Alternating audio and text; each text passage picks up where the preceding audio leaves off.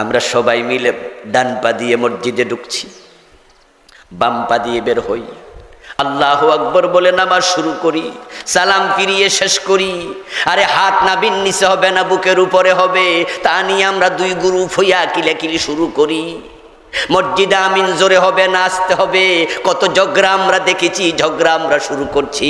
একদল বলে আমিন জোরে বলা সুন্নত, আর একদল বলে না আসতে বলা সুন্নত। একদল বলে বুকের উপরে হাত বাঁধা সুন্নাহ, আর একদল বলে নাভির নিচে হাত বাঁধা সুন্নাহ। দিন শেষে যা দেখি সেটা হলো দুই গ্রুপ সুন্নার পাগল।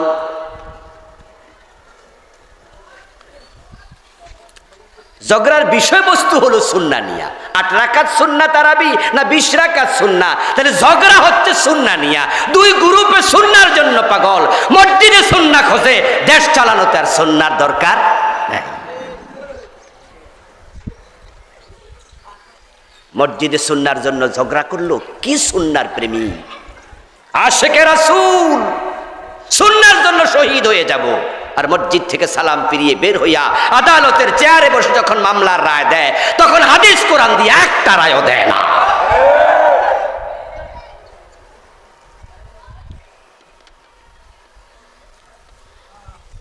অথচ আপনি ইসলাম মানেন না, এটা কিন্তু না, আপনি মানেন মসজিদে আর মাদ্রাসায়, মাহফিলে আর বক্তব্যে। কিন্তু যখন সচিবালয়ের সচিব, তখন ইসলাম আর মানেন না। মন্ত্রণালয়ে মন্ত্রী, ইসলাম আর মানেন না। সংসদে এমপি, ইসলাম আর মানেন না। জজ কোর্টে আপনি জজ, তখন ইসলাম আর মানেন না। ব্রিটিশরা আইন বানাইছে, চোর ধরে জেলে দাও, আমার আল্লাহ আইন দিছে চোর ধরে হাত কাটো। 40 বছর জজগিরি করলেন, আল্লাহর আইনে কয়জন চোরের হাত কেটেছেন? একজনও না। তাহলে ইসলাম না পূর্ণ মানতে আল্লাহ কইছে এখানে চোর ধরে হাত কাটার ক্ষেত্রে কি জবাব দেবেন?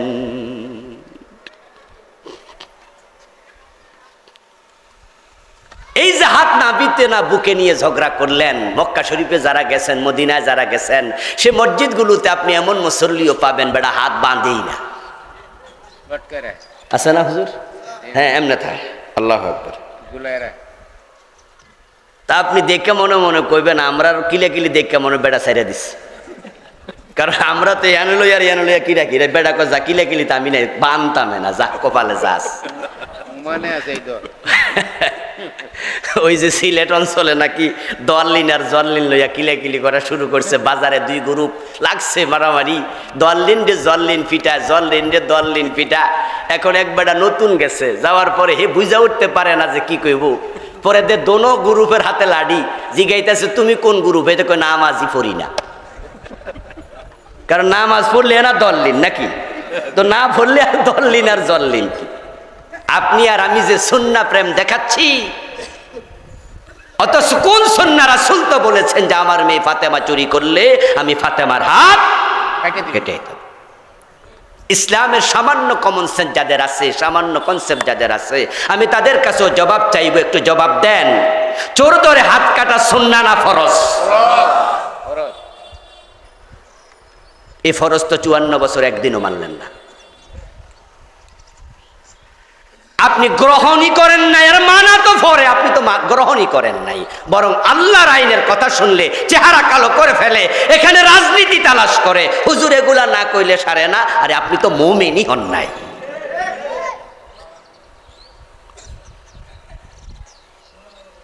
আল্লাহ বলে ইয়াকুলুনা নুমিনু বিবাদ, কিছু তো মানি, ওয়া নাকফুরু বিবাদিন, কিছু মানি না, মানি সব মানতে পারি না। তাহলে আপনি কোন জায়গায়? ইউরিদুনা ইয়াত্তাখিযু বাইনা যালিকা সাবিলা, তারা মাঝামাঝি তালাশ করে। মানি না কইলে কাফের, কইরা কোন যাইব না, আবার ফুরা মানি কইলে তো বিপদ, ইসলামের পক্ষে চইলা গেলাম, তখন তো এই দলে আর আমার পোস্ট থাকবে না। মুসলমানের সকল কাজে শুরুতে কার নাম হবে? এতগুলা মানুষ জবাব দেয় না কেন ভাইয়েরা? মুসলমানের সব কাজে শুরুতে কার নাম? খাইতে কার নাম? ঘুমাইতে কার নাম? শুরু করলে কার নাম? তা আপনারা যে মিছিল করেন, সব দলের শুরুতে নারে তাকবীর আল্লাহু আকবার বলা যায়? লিল্লাহে তাকবীর দিয়া মিছিল করা যায়? তা আপনি বললেন যে আল্লাহর নাম শুরুতে, আগামীকালকার দলে যাইয়া নারে তাকবীর লিল্লাহি তাকবীর কইয়া দেখেন, পরশুদিন আপনার পোস্ট নাই।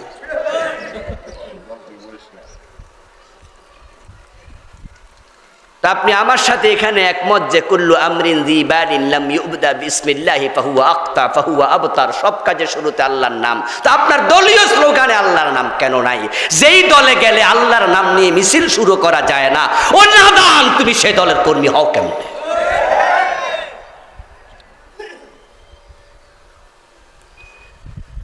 বলবা হুজুর ক যায় না, কইতাম তো চাই, কিন্তু ক যায় না, কারণ কইলে তো পরে ফোর্স চলে যাব। তো এই দলের ফোর্স দরকারটা কিতা?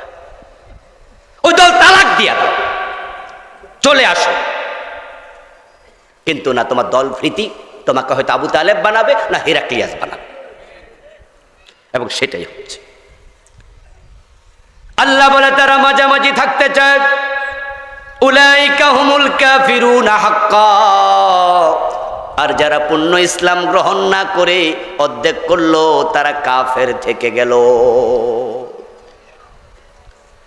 আফাতুমিনুনা বিবাদিল কিতাবি ওয়া তাকফুরুনা বিবাদিন ফামা জাযাব।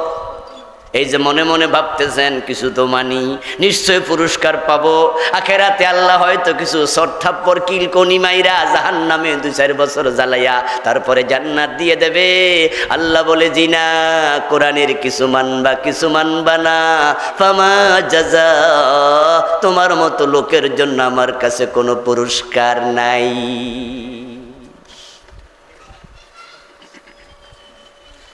হাসরের দিন আল্লাহ বলবে, এই মেয়ে তুমি কি চাও, কিসের পুরস্কার চাও? অধিকা পুরস্কার নাই, যাও। প্রিয় ভাইয়ের, আপনারা একটু বলেন তো, ফজরের নামাজের ফরজ কয় রাকাত? আচ্ছা, 1 রাকাত সূরা ইয়াসিন দিয়া ফইরা বাড়ি জানগা, সওয়াব তো অর্ধেক হবো, ঠিক না? হবে তো 1 রাকাত যে পড়ছেন 10 মিনিট লাগাইয়া, ফামা জাযা, অধিকার জাযা নাই। 17 মাসের রোজা রাখছেন, দুপুর 3টার দিকে ঘড়িতে হাত দিয়া তাকাইয়া দেখেন যে আরে পেটে তো ক্ষুধা লাগবেই, বাজে 3টা। হিসাব করে দেখেন যে সবে সাদেক থেকে 9 ঘন্টা হয়ে গেছে, আর 5 ঘন্টা বাকি আছে। এখন দুপুর 3টা বাজে ইফতার করলে সওয়াব পাওয়া যাবে 70%, ঠিক না? কত? 60%? কত? ফামা জাযা, অধিকার সওয়াব নাই, বাদ। পড়লে 2 রাকাত, না পড়লে যাও গা। রোজা রাখলে পুরা, না পড়লে অধিকার, কোনো রোজা নাই। বাংলাদেশে চলমান যে নোটগুলো আছে, সবচেয়ে দামি নোটটার দাম কত? এটাও বুঝি কইতেন না মিয়ার। সবচেয়ে দামি নোটটা কত? মাঝখান দিয়া ছিললে কত? জাগাত 0, জাগাত শেষ। কষ্টেপ লাগাইলে তো সিরা হলো না। আমরা তো কষ্টেপ লাগাইতে ওয়াজ করতেছি, ঠিক না? যে আমাদের যে সিরা আসিল, আমরা আজকে কষ্টেপ লাগাইতে চাই।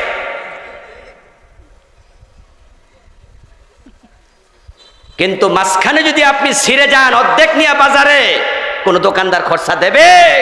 আর কষ্টেপ লাগাইলে দিতেও পারে যে চাচা ছিঁড়ে গেছিল, নেও প্লিজ, তাহলে হয়তো হইতে পারে। কিন্তু অর্ধেক নেবেন না, অর্ধেক নিলে চলবে না। আল্লাহর কাছে কষ্টেপ মষ্টেপ লাগাইয়া যাইয়েন, অর্ধেকটা লইয়া যাইয়েন না। কি আমরা যেভাবে চলছি, কি কষ্টেপ লাগাইছি না অর্ধেকটা? অর্ধেকটা লইয়া আল্লাহর কাছে যাওয়া যাবে না, যাবে না, যাবে না, যাবে না। সুদে টাকা লাগাইয়া মাহফিলের মাঝখানে বেটা বসে আছে। কেন আসছেন মাহফিলে? কবে আসতে যান। ওরে বাবা রে, আশ্চর্য মোমেন্ট তো আপনি। নবীজি বলছেন, যে ব্যক্তি সুদ খায় সে ব্যক্তির আমল নামায় সুদের কারণে 73টা গুনাহ, সবচেয়ে ছোটটা হলো নিজের মায়ের সাথে জেনা। মাকে বিয়ে করা মানে জেনা করা। قال رسول الله صلى الله عليه وسلم من أكل درهم ربا وهو يعلم أنه أشد من 36 জিনা। যদি কোনো ব্যক্তি জেনে শুনে 1 টাকা সুদ খায়, তার আমলনামায় 36 বার জেনার গুনাহ হবে কমপক্ষে।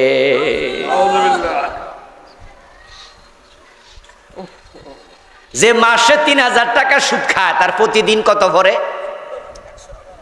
সহজ অঙ্ক, তাও কয় না রে। কত?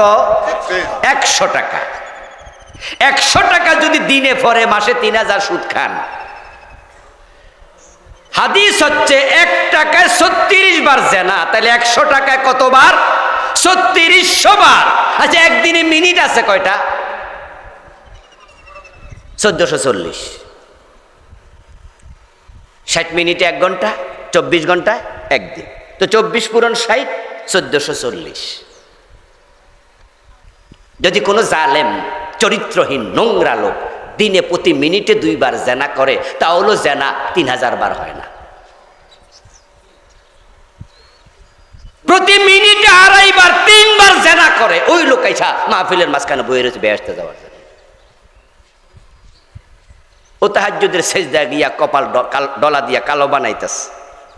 ফাওয়াইলুল লিল, তোমার মতো নামাজের জন্য ওয়াইল দোজক, জান্নাত না হয়। জান্নাত এত সোজা না, এত সোজা না। আদম আলাইহিস সালাম, হাওয়া আলাইহাস সালাম জান্নাতে আল্লাহর একটা কথা মাত্র শোনে নাই। আল্লাহ আদমের মতো লোকটারেও সার দেন নাই, কাপড় সুপর খুলে নিয়ে গেছে। ওয়ামা কদারুল্লাহ হাক্কা কদরিহি। পার্সোনালিটি অনেক বড় দামি জিনিস, পার্সোনালিটি বড় দামি জিনিস, পাওয়ার বড় দামি জিনিস। সেনাবাহিনীর অফিসার, ওরা সার সার শুনতে শুনতে অভ্যস্ত। এজন্য দেখবেন যে সেনাবাহিনীর অফিসার যারা, তারা অবসরে যাওয়ার পরও যদি নেতা হয়, পাবলিক তার কাছে বেশি ঘেঁচতে পারে না। কারণ পাবলিক তো যায় ভাই কয়। পাবলিক কি কয়? অমুক ভাই, তমুক ভাই, জিন্দাবাদ। শুনছেন না? হে দাদার বয়সী হলো ভাই কয়, বাপের বয়সীও ভাই কয়। আচ্ছা, তো উনি তো আজীবন শুনছে স্যার স্যার স্যার স্যার। তো পাবলিক ফোলাফান যায় যখন কয় যে কমক ভাই, তখন লাগে লাগে কি কয় রে, হে আমার ভাই কয়, দেখছো এ দুরা ফোলা। এজন্য এরা আর সামান্য নর্মাল কর্মী কাছে ঘেঁচতে পারে না। তাদের পার্সোনালিটি খুব বেশি, ইগু বেশি, তারা সব সিস্টেম ওয়াইজ চলে, তো ক্ষমতার বাহুদুরি দেখাইছে। তাই দেখবেন সেনাবাহিনীতে যারা চাকরি করে, তাদের লো অফিসার যারা আছে, নিচের অফিসার আছে, কমান্ড মানতে দেরি করলে পাছা লাথি মারে। ওরা সিরিয়াস, বুট দিয়ে লাথি মারে। কথা না শুনলে সাথে সাথে এমন শাস্তি দেয়। তো আমিও তো আজকে রাজেন্দ্রপুর ক্যান্টনমেন্ট দিয়ে আপনাদের এখানে আসছি। ওখানে যখন ঢুকি তখন ড্রাইভারের কইয়া সাবধানে গাড়ি চালাই। এখানে 40 কিলোমিটারের বেশি গতি দিলে ওরা খাড়া করে এখানে ধরে রাখবে। একদিন আমার ড্রাইভার আরো কয়েক বছর আগে সেখানে ওভারটেকিং করছে, আর ওখানে সামনে গেছে, আর সেনাবাহিনীর অফিসার দাঁড়া করাইছে, করাইয়া সাইড করছে। সাইড করে তারপর ও ডাইকে নিয়ে গল্প করতেছে। তা আমি বসে আছি গাড়িতে, কিরে ড্রাইভারের সাথে এত গল্প কিসের? যখন 30 সেকেন্ড 1 মিনিট হয়ে গেল, তখন আমি নাইমা টুকটুক করে গেলাম, গিয়ে আমি সালাম দিয়ে বললাম, স্যার কি হয়েছে? কয় সে এখানে ওভারটেকিং করছে, এর জন্য হেরে কইলাম ওই ডোবাতে 10টা ডুব দেওয়ার জন্য, হে দেরি করতেছে, বেশি দেরি করলে 20টা দেওয়া। শীতকাল চলছিল, ডোবার পানির দিকে তাকাইয়া দেখি ময়লা পানি। পরে আমি ভাবলাম সারছে কাম, এখন যদি হাতে গোসল করে গাড়ি চালান লাগবো না আর। উনি আবার কইতেছে দেরি করলে বড় 10-এর জায়গায় কত? 20। পরে এবার আমি ওরে দমক টমক দিয়ে, বেটা আর ওভারটেকিং করবি না, জোরে চালাবি না, স্যার আজকের মতো মাফ করেন। তখন ছাড়ছে। ওরা কথা কইলে খেপে যায়, তাদের পাওয়ার, ইগু। এবার বলুন তো, আল্লাহর একটা নাম মুতাকাব্বির, আল্লাহর ইগু মানুষের মতো এমন না আরো বেশি? কত বেশি? ওমা কাদারুল্লাহ হাক্কা কদরি। এই জন্য আদম যখন আল্লাহর একটা কথা সরে নাই, আল্লাহর ইগুতে লেগে গেছে, পার্সোনালিটিতে লেগে গেছে। এই আদম, তোমাকে বানাইয়া আমি ফেরেশতাকে দিয়ে সেজদা করাইছিলাম, তোমাকে আমি জান্নাতে দিয়েছি, পুরা জান্নাতটা খুলে দিয়েছি, যা মন চায় খাও, যেখানে মন চায় যাও, কিন্তু একটা মাত্র কথা বলেছি, ফালা তাকরাবা হাযিহিস শাজারা, ওই গাছের কাছে যেও না। গেলা কেন? কেন গেলা? আমার কথা কেন শুনলা না? জান্নাতের কাপড় চোপড় খুলে পুরা উলঙ্গ বানিয়ে ফেলেছে, ল্যাংটা বানিয়ে ফেলেছে। ফালাম্মা যাকা শাজারা, بدت لهما سواتهما طفقا يقصفان عليهما من ورق الجنة আল্লাহ কোরআনে এগুলো আমাদের শোনায় তোমাদের বাবা তোমাদের মা আদম হাওয়া আলাইহিমাস সালাম তাদের কাপড় আমি খুলে নিয়ে গেছি এখন তাদের গায়ে কাপড় নাই জান্নাতের পাতা দিয়া গাছ থেকে ছিঁড়ে ছিঁড়ে লজ্জাস্থান ডাকতেছে এই কাহিনী শোনায় আল্লাহ বুঝায় আমার কথা না শুনলে জান্নাতের কাপড় আমি পড়তে দেই না আদম হাওয়ারটা কাইরা নিছি আমার একটা কথা শুনে নাই আর তোমরা তার সন্তানেরা সুদ খাইয়া গোশ খাইয়া মানুষ ঠকাইয়া জুলুম কইরা বেনামাজি হইয়া রোজা ভাঙ্গিয়া তোমরা ওই জান্নাতের পোশাক পরবা সে স্বপ্ন কেমনে দেখো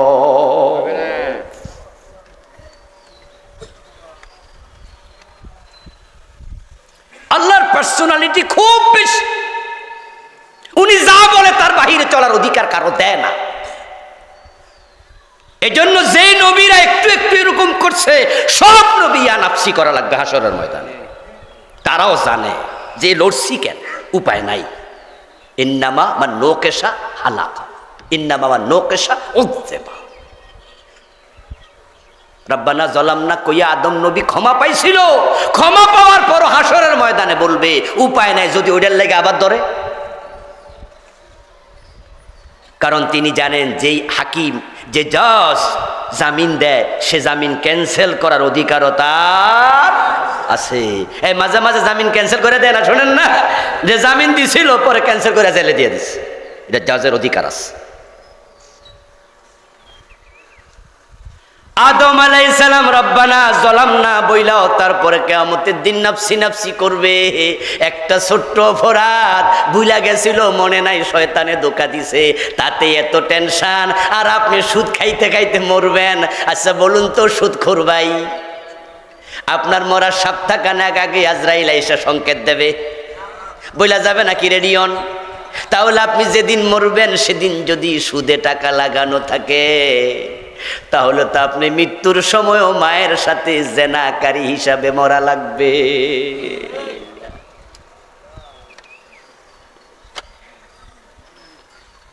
ইউনূস আলাইহিস সালাম আল্লাহর কত বড় নবী মাছের পেটে আল্লাহ জেলখানা বানায়া বন্দি রাখছে কয়দিন 40 দিন অপরাধটা কি আরে আমরা যা করি তুলনা দিয়ে এটা কোনো অপরাধী না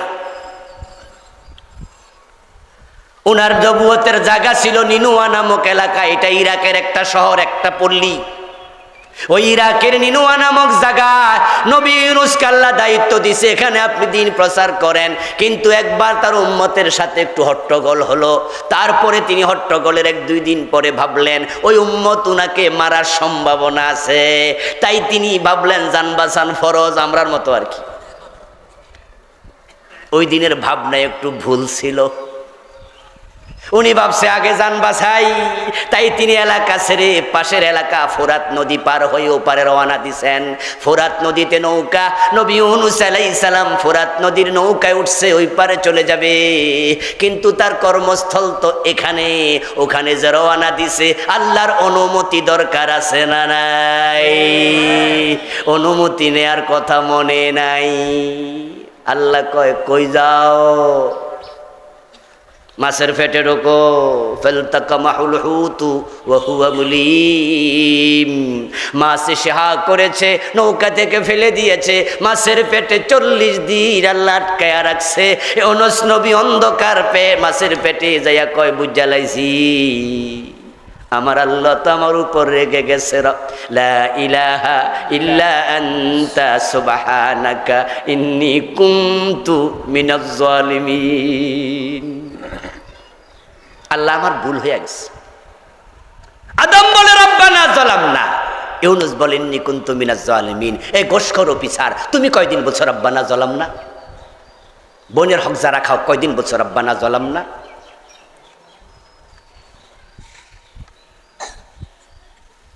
গোশের টাকা পকেটে নিয়ে তুমি আল্লাহর মসজিদে গিয়ে সেজদা করে আল্লাহর সামনে দাঁড়াইছো দাঁড়াইয়া কয় ইয়াকা নাবুদু আল্লাহ আপনার গোলাম আল্লাহকে পকেটে এগুলা কি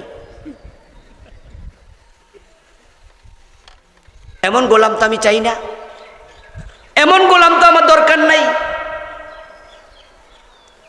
ইউনূস আলাইহিস সালাম মাছের পেটে গিয়ে যখন বলছেন আমার ভুল হয়ে গেছে, আল্লাহ এবার রাগ কমে গেছে। আল্লাহ তাওবা করলে রাগ কমে যায়। সুবহানাল্লাহ পড়েন।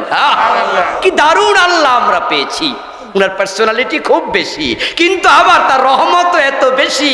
মানুষ যখন তাওবা করে আগের গুনারে শুধু মাফ করে না, ইউবাদদিলুল্লাহু সাইয়্যাতিহিম হাসানাত। কোরআনে আল্লাহ কয় আমি গুনাহগুলোর সওয়াব বানায়া দেই।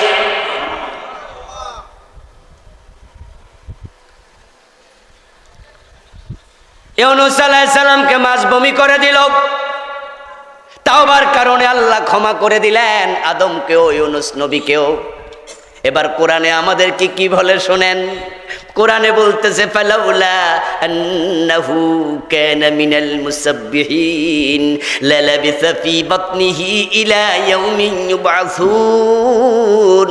যদি ইউনূস মাছের পেটে তাসবিহ না পড়তো, ইন্নী কুনতু মিনাজ জালিমিন না বলতো, ইউনূসকে মাছের পেটে আমি কিয়ামত পর্যন্ত বন্দী করে রেখে দিতাম।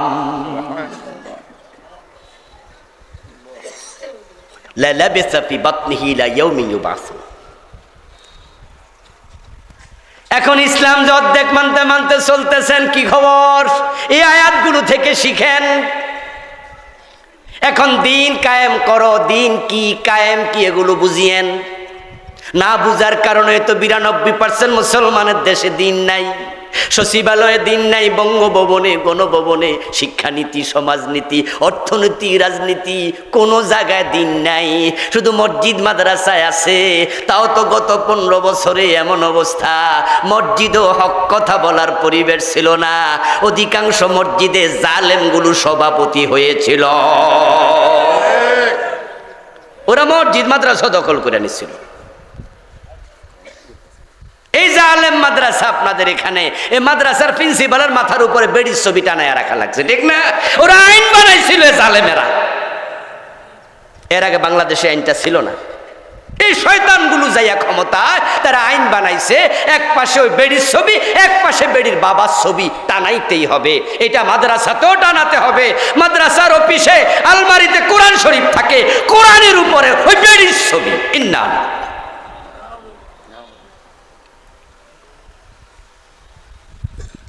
ওই বেপর্দা মহিলা যার কান দেখা যায়, চুল দেখা যায়, ওই মহিলার গলা দেখা যায়, তার দিকে তাকাইলে কি কবিরা গুনাহ হবে না? এই প্রিন্সিপাল, মুহাদ্দিস, আলেম আমরা, আমাদেরকে পর্যন্ত ছবির দিকে তাকাইয়া কবিরা গুনাহ করতে তারা বাধ্য করেছে।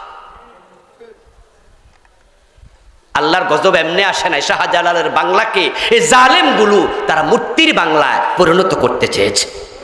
শুধু ভাস্কর্যের নামের মূর্তি 4000 কোটি টাকা শুধু মূর্তি বানাইছে। আর যে আলেমরা বিরুদ্ধে বলছে তাদের উপরে খড়গ হস্ত। এই যে মামুনুল হক ভাই, উনারে জেল খাটাইছে। কেন জেলে দিছে? বৌদিয়া দর্শনের মামলা দিয়া বেজ্জতি কইরা জেলখানায় রাখলো। আসলে ঘটনাটা ছিল কোনটা জানেন? ওই যে উনি বলেছিল পুস্ত গলায় মূর্তি বসাইলে বুড়ি গঙ্গা ফালাই দিমু। ওই তেজে উনার উপর এমন খেপা খেপছে, পরে বলছে যে হ্যাঁ হ্যাঁ, বাগে ধরলে সারে, আমাদের নেত্রী ধরলে সারে না। কি গর্ব, কি অহংকার! আলেমদের সাথে বেয়াদবি, মূর্তি বানানো শুরু করেছো, আল্লাহ এমন গজব দিছে, দেশ থেকে পালাতে বাধ্য হয়েছ।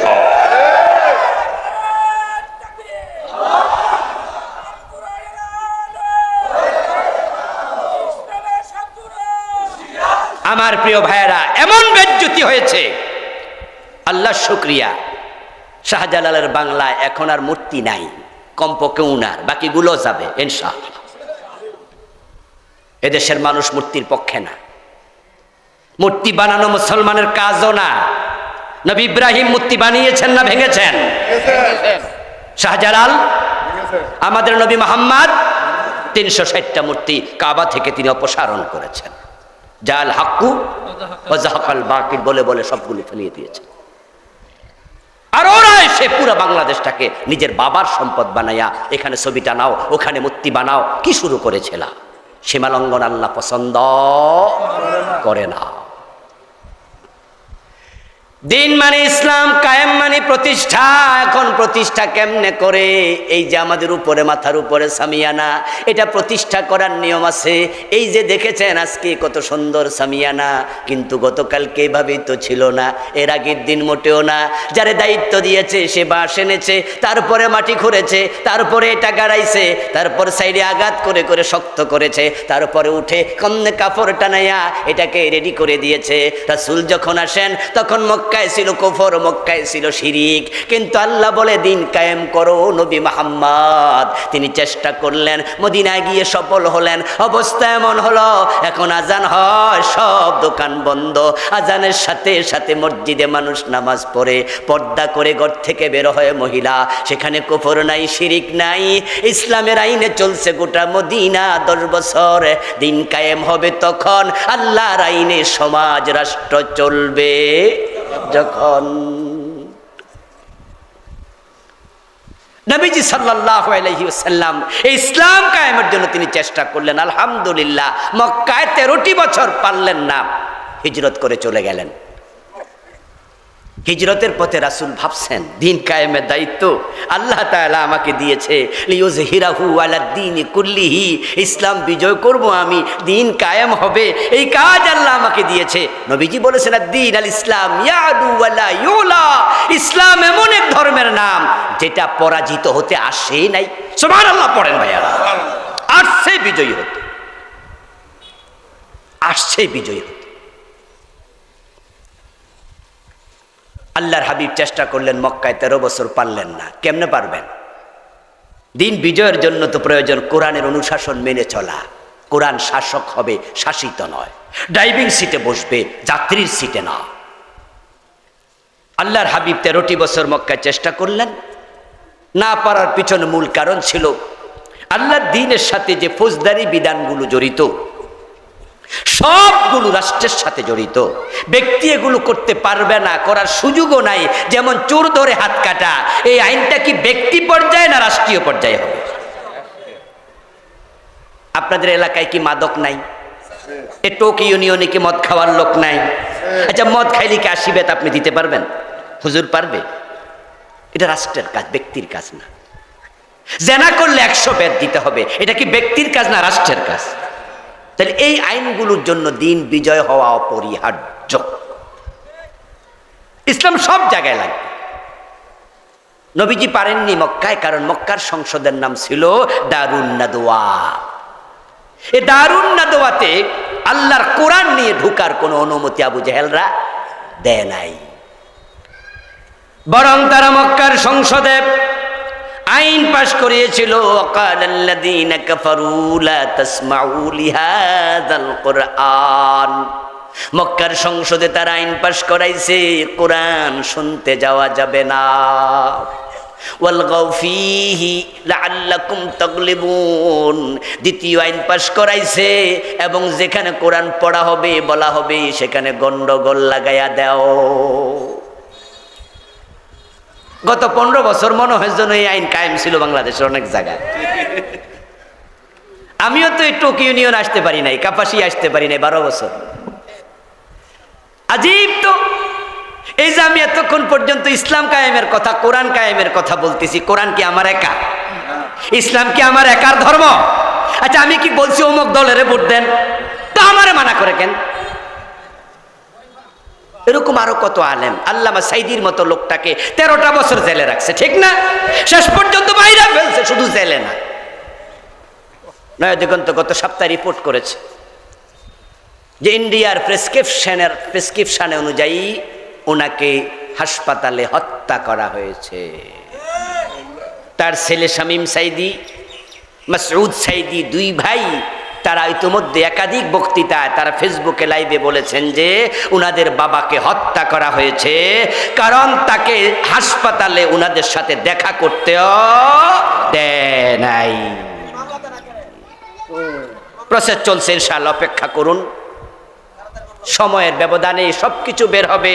আমার প্রিয় ভাইয়েরা, এই জালেমদের উপরে জুলুম অত্যাচার আপনি কেন বাধা দেবেন? ঠিক আপনাদের ভিতরে ওই মক্কার আবু জেহেলের চরিত্র পাওয়া যায়। লা তাসমাউ লিহাযাল কোরআন, কোরআনের আলোচনা শোনো না। গন্ডগোল লাগাই দাও, 144 জারি করে দাও, বাধা দাও। আল্লাহর হাবিবকে তারা বাধা দিয়েছিল। হিজরতের পথে নবীজি মনে মনে ভাবেন, এখন মদিনায় যাইয়া যদি দেখি মদিনার সংসদে আরেক আবু জেহেল লাঠি নিয়ে দাঁড়ায় আছে, আমাকে ঢুকতে দেয় না কোরআন নিয়ে, হিজরত করে লাভ কি? নবীজি মনে মনে ভাবছেন, হিজরতের পথে মনের খবর সবচেয়ে বেশি জানেন কে? আমার রব কোরআনের আয়াত নাজিল করে দিলেন, ও নবী আপনি বলুন আমার কাছে, ওয়াজআললি মিন লাদুনকা সুলতানান নাসিরা। ও নবী আপনি আমার কাছে বলুন, ও আল্লাহ তুমি আমাকে রাষ্ট্র ক্ষমতা দিয়ে সাহায্য করো, যে ক্ষমতা পেলে দিন কায়েম করা যাবে। এই যে তাবলিগ জামাতের লোকেরা বাংলাদেশে ইজতেমা করতেছে, প্রতি বছর আগে করতো 3 দিন, পরে করতো 6 দিন, এবার করছে কয় দিন জানেননি? 9 দিন। হ্যাঁ আচ্ছা, 3 ভাগে ইজতেমা করছে। তাবলিগ আপনি করেন কি জানি না, আমি করি কি সেটা প্রশ্ন না, কিন্তু তাবলিগ কি মানুষের মদ খাইতে কয়, গাঁজা খাইতে কয়? তারাও নামাজের ওয়াজ করে, রোজার ওয়াজ করে। 3.5 লাখ মসজিদের ইমাম সাহেবেরা নামাজ রোজার ওয়াজ করে। আমরা বক্তারাই 6 মাস মাহফিলে নামাজের ওয়াজ করি। আপনাদের আহলে হাদিসের জোর, কত ইজতেমা বিভিন্ন জায়গায় হয়, এবং আপনাদের তালিম তাদরিস তারবিয়াত হয়, নামাজের ওয়াজ করেন, ফিরেরা নামাজের ওয়াজ করে। এই যে সবাই মিলে নামাজ নামাজ নামাজ, ফজরের টাইমে মসজিদ ফুরা না খালি।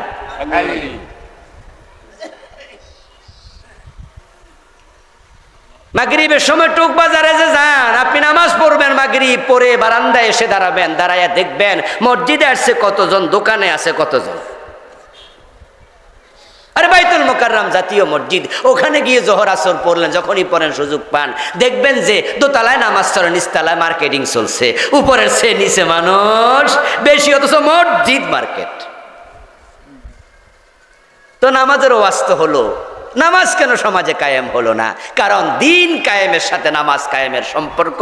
সূরাতুল হজে আল্লাহ বলছে, আল্লাযীনা ইম্মাক্কান্নাহুম ফিল আরদি আকামুস সালাহ ওয়া আতাউয যাকাহ ওয়া আমারু বিল মারুফ ওয়া নাহাউ আনিল মুনকার। রাষ্ট্রে যখন ইসলাম হবে, সমাজে যখন ইসলাম ওনারা ক্ষমতায় যাবে, তখন আইন হবে দোকান বন্ধ করো আজানের পর, সবাই মিলে নামাজে যাও, নচেত আইন প্রয়োগ হবে তারের মতো সোজা হয়ে যাবে। দোকান বন্ধ হবে, ক্রেতা যাবে, বিক্রেতা যাবে, সব মুসলমান মসজিদমুখী হবে। এক এক মসজিদে 3 বার 5 বার জামাত হওয়া লাগবে, তা মুসল্লি জায়গা দেওয়া যাবে না।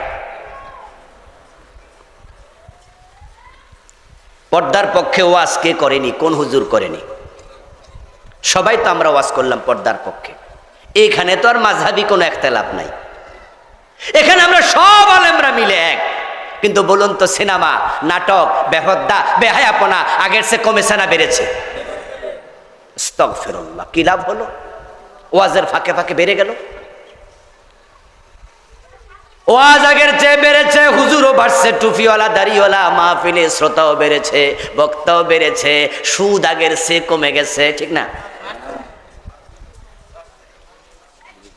অবস্থাটা কি হয়েছে জানেননি? অবস্থা হয়েছে এই যে প্যান্ডেলটা, এখানে বাঁশ আছে, পাশে ফাঁকে বাঁশ আছে, এই বাঁশগুলো যখন গাড়ায়, গাড়ানোর পরে যিনি মূল মিস্ত্রি, উনি কিন্তু তার কিছু সহযোগী সাথে কইরা নিয়ে আসে। তো যখন বাঁশ গাড়ায়, তখন গর্ত কইরা বাঁশ ফালাইয়া, তারপরে মাটি দিয়া, এরপরে শাবল দিয়া কি দেয়? মাশাআল্লাহ, মিলছে, আমার দেশও কই হিলানি। তো এখন মূল মিস্ত্রি জিগায়, কি রে হিলাইছত নি? তো ফোলাজিরা সহযোগী কহে হিলাইছি। তো কয় লরে নি? কহে লরে। কত হিলাইলে লরে, কিতা হিলাইছ? আরো হিলা। তো হেতে আবার হিলানি দেয়। তো হিলানোর পর আবার জিগা, কি রে হিলাইছত নি? কয় হ্যাঁ বস হিলাইছি। কয় দক তো লরে নি। হে দইরা আবার লড়ে, কয় লরে। কয় সত্যই ওইব না, হিলাইলে লড়লে আর বাঁশ গাড়ানো যায় না, প্যান্ডেল হয় না। এমন ভাবে হিলাবি যেন লড়া বন্ধ হয়। এই ওয়াজ দিয়া চলবে না, এমন ওয়াজ সমাজে লাগবে যেন সুদ বন্ধ হয়।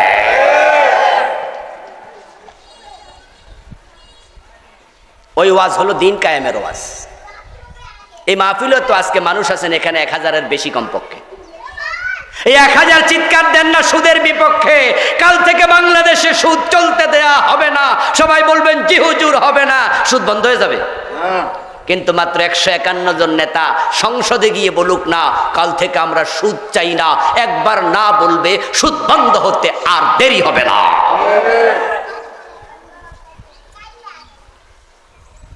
ওই টোক বাজারে গেলে সাইনবোর্ড দেখবেন ইসলামী সোনালী ব্যাংক, ইসলামী জনতা ব্যাংক। একটা অর্ডার এনাফ। এই জি বাংলা স্টার জলসা, এই বেপর্দা বেহায়াপনা বাংলাদেশটাকে শেষ করে দিচ্ছে। ঘরে ঘরে পরকীয়া ঢুকে গেছে ভাই। আজকের মাহফিলে আসার সময়ও কিছুক্ষণ আগে ফোন আসছে বিদেশ থেকে, এক ভাই ফোন দিয়েছে মালয়েশিয়া থেকে। মাসালা জানবে, কি মাসালা? বউ রাইখা আইছি, এখন 2 বাচ্চার মা, কিন্তু আমার রাইখা গেছে গা। হুজুর এখন সে আমার কাছে আবার আসতে চায়, এই বউ নিয়ে সংসার করা যাবে কিনা? 2 বাচ্চার মা স্বামী রেখে চলে যায়, 4-5 বাচ্চার মাও যায়, আর যেগুলা যায় না অধিকাংশ জেনাবে বিচার করছে। বেপর্দা বেহায়াপনা এমন বাড়ছে শহরে, গুলশান, বনানী, বারিধারা, ধানমন্ডি, যেখানে ভিআইপি জোন, ওখানে গেলে দেখবেন হাজার হাজার মাইয়া ওরা নাড়াই করে না।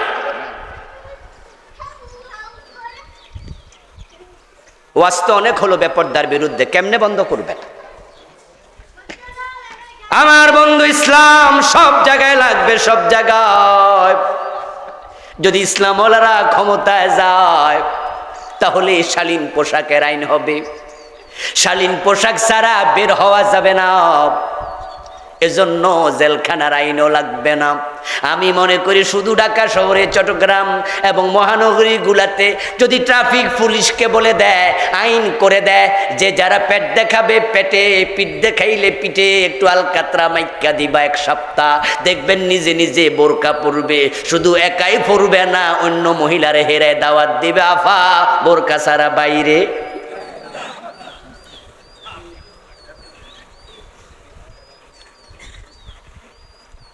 ও মুসলমান, তোমরা উল্টা পথে চলছো, এই জন্য দুনিয়া তো শান্তি পাচ্ছ না, আখিরাতও পাইবা না।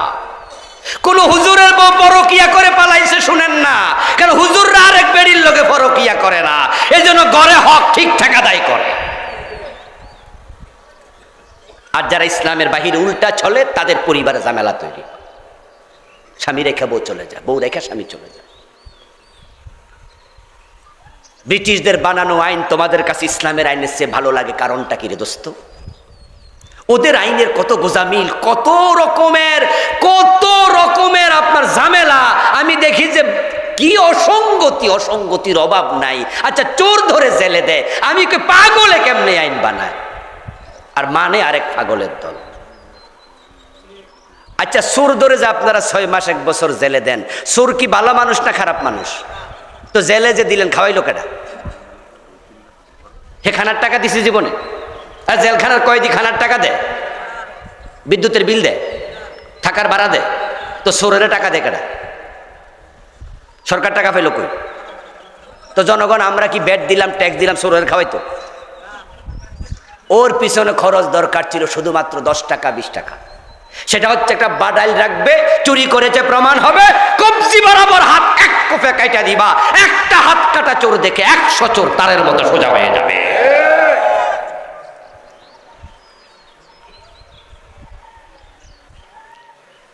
এই যে আপনি চোর ধরে ধরে জেলে ঢুকাইলেন, জেলে দিলেন, 6 মাস জেল থেকে যখন সে থাইকা বের হয়, বের হওয়ার সময় কি আল্লাহর ওলি হইয়া বাইর হয় না ডাকাত হইয়া বাইর হয়? তো হেঁটে খাওয়াইলেনও মাগনা, বাইর হলো ডাকাত, তো লাভটা হইল কি? ইসলামের আইন কত সাইকোলজিক্যাল, কতটা মনস্তাত্ত্বিক, কতটা লজিক্যাল, কতটা যৌক্তিক, কতটা সাইন্টিফিক, কতটা বৈজ্ঞানিক। দেখেন, হাত কেটে দাও। 10টা এমপি, 10টা মন্ত্রী, 10টা সচিব, 10টা ডিসি যারা সত্যি অন্যায়কারী, অপরাধী, চোর, হাত কেটে দাও।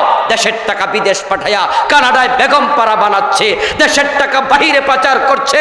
হাত কাটা যদি শুরু হয়ে যায়, এমপির হাত কাটা দেখে বাকি এমপিরা সোজা হয়ে যাবে।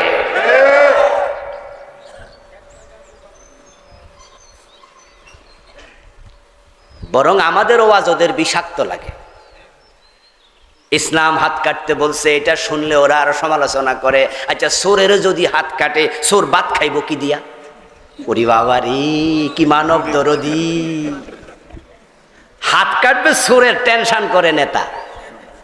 কারণ আছে, কারণ হলো বাসায় আয়নার সামনে দাঁড়াইলে আয়নার ভিতরে চোর দেখা যায়।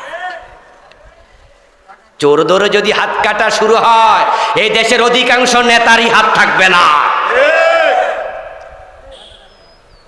শুধু এসালম গ্রুপ ইসলামী ব্যাংকের 18টি শাখা থেকে বিদেশে টাকা পাচার করেছে 80,000 কোটি। এই টাকা একটা গ্রুপ অফ কোম্পানি পার করলো, ব্যাংক থেকে টাকা নিয়েছে। গভর্নর কি করেছে, অর্থ সচিব কি করেছে, অর্থমন্ত্রী কি করেছে, লেখালেখি হয়েছে প্রধানমন্ত্রী কি করেছে, খোঁজ নিয়ে দেখো, সবার এখানে পার্সেন্টেজ আছে। উদখুলু ফিস-সিলমি কাফা আন আকিমুদ্দিন ওয়া লা তাতাফাররাকু ফি। ইসলামের পক্ষে চলে আসেন, দুনিয়াতে শান্তিতে থাকতে পারবেন, ওমরের যুগের শান্তি আবার ফিরে আসবে। টেনশন থাকবে না ইসলাম যদি আসে, আবার নিরাপত্তা আসবে, দারিদ্রতা থাকবে না। যাকাত ভিত্তিক অর্থ ব্যবস্থা চালু হলে বাংলাদেশের দারিদ্রতা দূর করতে 20 বছর লাগবে না। তুখাযু মিন আবনিয়াইহিম ফাতুরাদ্দু ইলা ফুকারাইহিম। আসুন না ইসলামের সুশীতল ছায়ায়, এখানে আসলে নিরাপত্তা, সমৃদ্ধি, শান্তি সব। ওমরের যুগে অর্ধ দুনিয়ার সম্রাট ওমর রাদিয়াল্লাহু তাআলা আনহু গাছতলা একা একা ঘুমায়া থাকতেন, বডিগার্ডের প্রয়োজনও ছিল না। নিরাপত্তা কাকে বলে? জাকাত বিভাগের কর্মচারী জাকাতের টাকা কাঁধে নিয়ে হাঁটতো, জাকাত খাওয়ার লোক ছিল না। সমৃদ্ধি কাকে বলে? ইসলাম সে ধর্মই যেটা পৃথিবীকে আলোকিত করেছে। গোলাপ ফুলের প্রশংসা করে কি হবে? গোলাপ যদি না ফোটে, ফুটলেই তো পাপড়ির সৌন্দর্য দেখবেন, চোখ প্রশান্তি পাবে। নাকের কাছে নেবেন, মৌ মৌ গন্ধে মন ভরে যাবে। চাপ দেবেন, আতর বের হবে প্রক্রিয়া করলে। কিন্তু সে গোলাপ যদি না ফোটে, কলির ভিতরে থাকে, কলির গোলাপের পাপড়ির সৌন্দর্য নেই, নাকের কাছে নিলে সুগন্ধ নেই, চাপ দিলে আতর নেই। ইসলামের সৌন্দর্য, শান্তি সব আছে, কিন্তু মসজিদে তাকে রেখে দিলে কোরআন হবে না। এই মসজিদের কোরআন সংসদে ঢুকাও, সমাজে কায়েম করে দাও। ইসলামের সৌন্দর্য দেখে আজকেও কাফেররা দলে দলে মুসলমান হবে।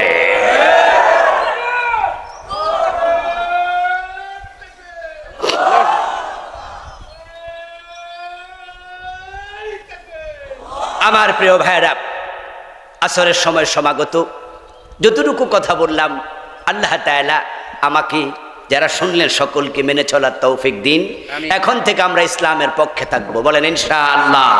হাযা মা ইনদি ওয়াল ইলমু ইনদাল্লাহ আলাইহি তাওয়াক্কালতু ওয়া ইলাইহি উনীব।